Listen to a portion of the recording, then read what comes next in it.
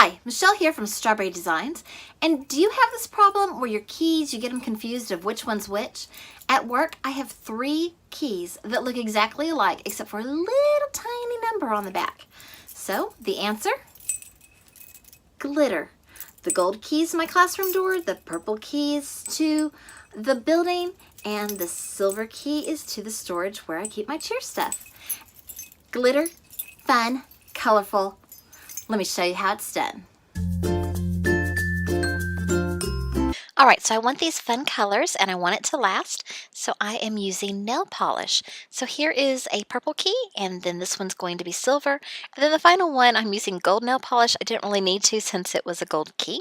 My school colors are purple and gold, so this works really well.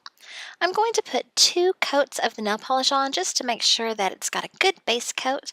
And when I put the second coat on, I'm also going to sprinkle glitter on it and then just kind of tap the glitter in. I'm using glitter from Walmart and Dollar Tree. The purple glitter is a little bit chunkier than the silver and the gold.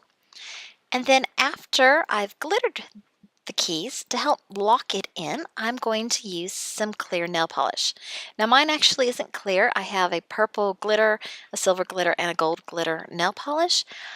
But clear polish would work just as well. The glitter polish doesn't have enough glitter to make the keys as fun as I wanted them to do. Make sure you do the back as well. Thank you so much for watching. I hope you enjoyed this video. Please give it a like and subscribe if you haven't already. And in the comments, tell me what keys you would glitter. Have a great day, crafting away.